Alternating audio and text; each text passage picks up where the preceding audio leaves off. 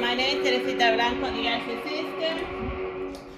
And this is the Barbie Photoshoot, and in the background we're listening to the Tales of Hoffman. It's a play about an incel that goes to a bar to complain about his woman. But since he doesn't wanna admit that he was done by one chick, he pretends that he was done by three. And his drinking buddies, they believe it because they like to drink to tell that he's full of it. They're drunk enough to believe that his first girlfriend was a robot. Oh yeah, the first thing he says is that I dated a robot. Well, they didn't have, they call it automaton. Ophelia, but her father was Copernicus, which is Copernicus, which is the father of Coppelia from a different place. So that's like one of the first crossover plays. Yeah, there's a shared universe of opera that nobody talks about. Or the guy from Tales of Hoffman is in the same universe as the guy from Coppelia. Shared universe and all. Yeah, it's very common for like an alchemist to like kidnap a guy to put his soul in the body of a robotic woman daughter.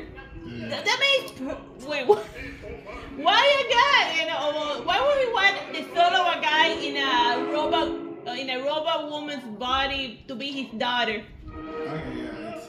Like I don't know, like. That would make the robot trans because it's a male soul inside a female robot Body.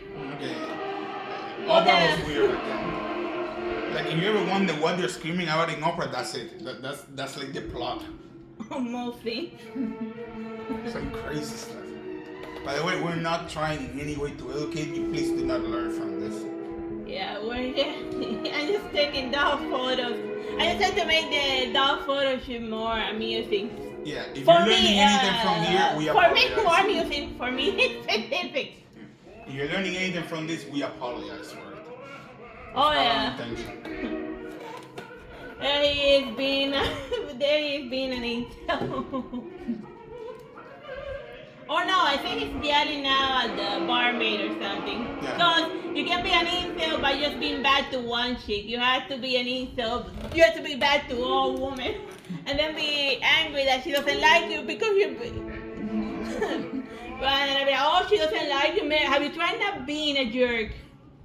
Like, you know, have you tried? And then it'd be like, has that ever worked? Has that ever gotten anyone laid? Yeah, incel the opera. Yeah. So yeah, in Act 1, he goes to the bar and then he tells him that his first girlfriend was a robot created by a scientist and that it was his job to, I guess, beta test her before that was a thing. I don't know, or maybe he just snuck in there. Like the first act feels like a plagiarism of the first, that they just attached in there the first act of Coppelia and then they just changed the names. But just for one character, so they said, no, so Coppelia's copyright, I know, my robot is called Ophelia. It even rhymes! Coppelia, Ophelia. Well, I'm pretty sure they call it an homage. I don't say, no, that was during the time when people could like steal copyright it, could like steal from each other and they couldn't sue it. And the only thing they could do is like poison Mozart. and then call it pneumonia. Cause like in one of the vinyl records that I looked at, it mentioned that the music over there, that Mozart was actually him stitching together a couple of different operas. A couple of different music notes for other people, and then they say that he would do that often, and that's why that would create the illusion that he could compose very quickly because all he was doing was stealing pieces of other people. He was just DJing. That was how you. Yeah, he was remixing other people's music.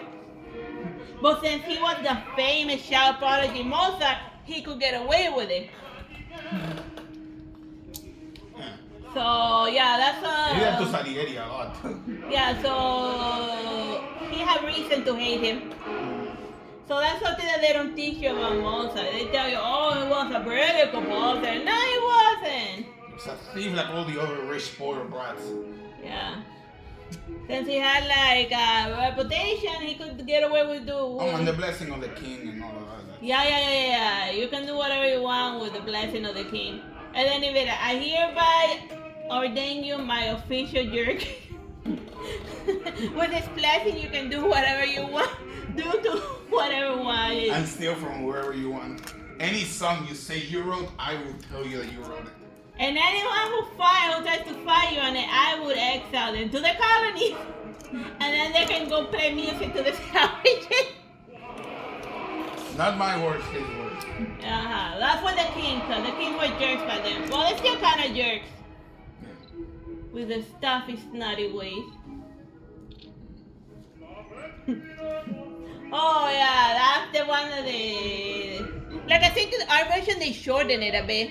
Because it started with him complaining and then it went to this one.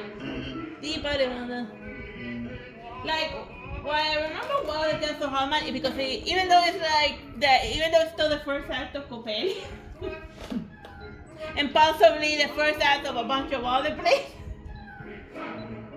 it sounds different to the ear.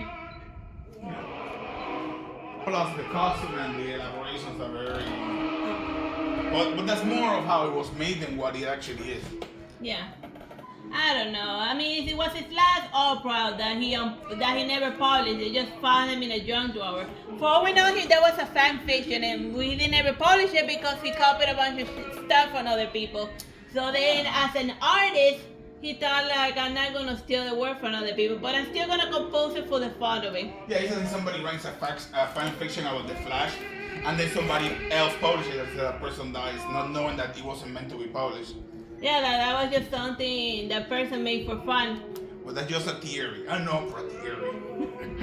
No, for a theory. Steal that, Matt Pat. Oh wait, he's no longer on YouTube. Oh yeah, I forgot. Yeah. Like he went to I don't know where he went. He went to live the life. That's the goal. That's what we want to. Get a million subscribers, sell the channel, and then go live the life. Keep subscribing. Why you being a dingus about it?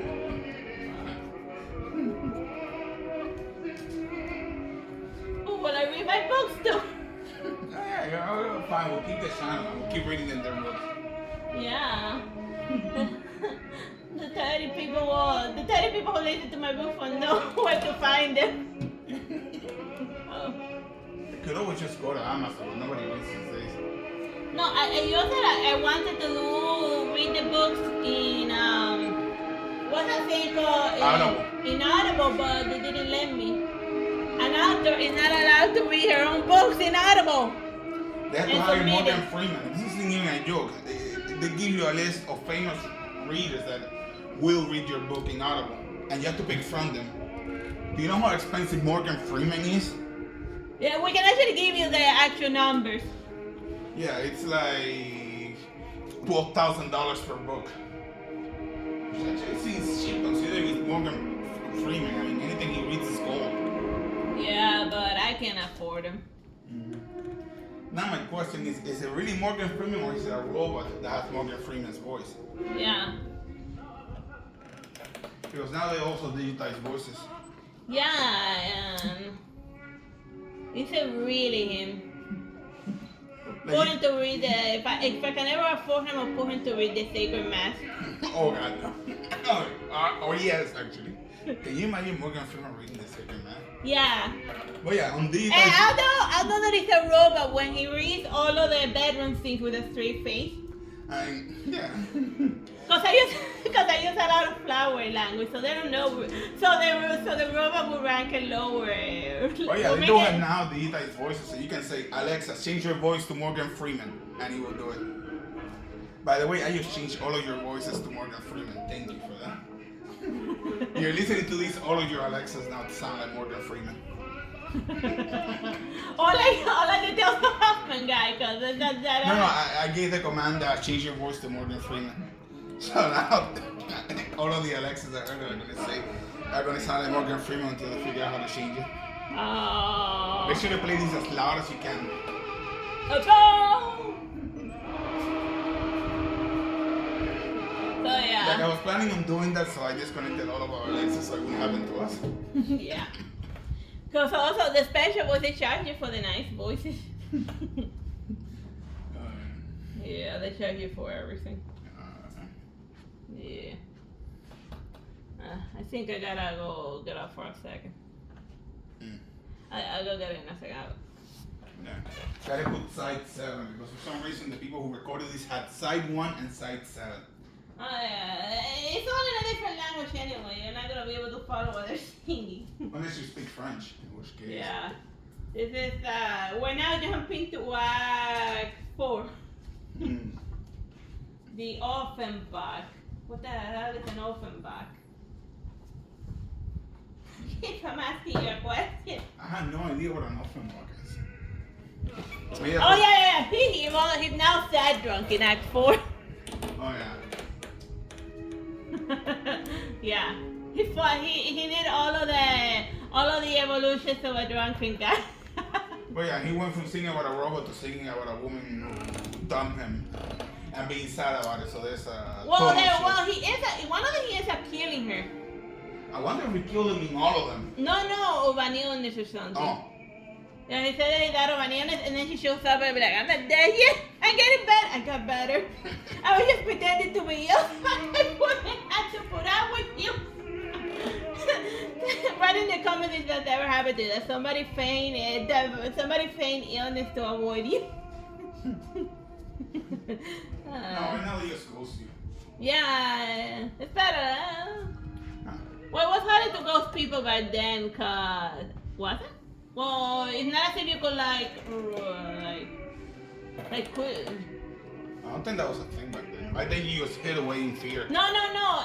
Back then, remember the people were too polite to ghost people. They would rather let a crazy hypnotist into your house to stare at you all day to try to hypnotize you into marrying you than to throw him out of the house like a normal person. Alright, that's gonna need some context. You're gonna have to tell me. That was from the tale of from the layer, the white worm by Bram Stoker. The Dracula guy. He wrote other things that weren't Dracula. Did you know them? They were all horrible. A mixed bag. Yeah. I mean, it was hilarious. Like the book was. Like it just, I don't remember anything from the Layer of the White Worm. It said that, and then I'd be like, okay, that's just weird. Just throw the psycho. Just call your butler and throw the same person who let that person into your house. Your first fire your butler and hire a demon butler and get that and tell her to throw that crazy person out of your house. Make a deal with Sebastian McCabe so you can get rid of your hypnotist. Yeah. Oh, yeah. Like I think there's like a new season of that, but I gotta watch it. Did they do Book of Circus again or? No, they're doing public schools. Oh God, it's gonna we all know that public schools so they're not gonna do anything original. Wait, they're gonna bring a demon butler to a public school? Yeah, cause of it feels like exactly like the plot of the Book of Circus, but like in a public school. Well, it's taken from the manga, or so they claim, but whatever. I don't know. I just tapped out of most things after a while. By the way, season 2 of Kurochitsuji was gold, and I don't care that it wasn't canon. Yeah, it's kind of like in Yu-Gi-Oh! How my favorite season wasn't made by the guy who made the manga, the Leviathan season. Yeah, that was all for kids.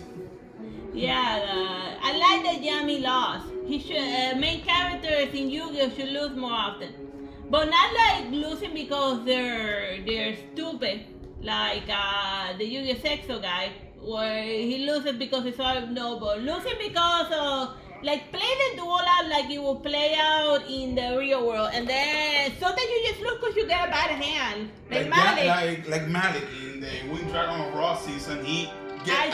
In the first when he was fighting you, he actually got a couple of bad hands and he got attacked directly, and that was fun. Well, it's because he was using a bleed deck, which breaks every 4 hands. Because with bleed decks, you either win in 1 turn or you die in 3. Yeah, and he almost lost in 2. The point is that I like that they get bad hands. Like, it's fun that the gimmick of Yami Yugi that, of course he's the king of games. Of course he will be the queen. Like, he quit it. He said that guy is cheating. He's putting whatever cards he had at once. Like, they criticize Bandit Keith, but then at the end you find out that Yami Yugi is doing the same thing but with magic. Yeah. Getting whatever card he needs at any moment. How is that different than what Bandit Keith was doing? And why is the main character, but if the main character does it with magic, it's not cheating? They call it, oh, he's just changing the face. And then I'm like, oh, so was Bandit Keith. So you're only allowed to do that with magic, not with technology? But yeah. That's my, the king of game. Yeah, I will be the queen of game if I could get whatever card I want whenever. Alright, so. Or have a good search deck that can search the cards that you need. I mean. Yeah, just give him a freaking search deck. Yeah. Alright, we are done with this photo shoot. Bye bye and God bless.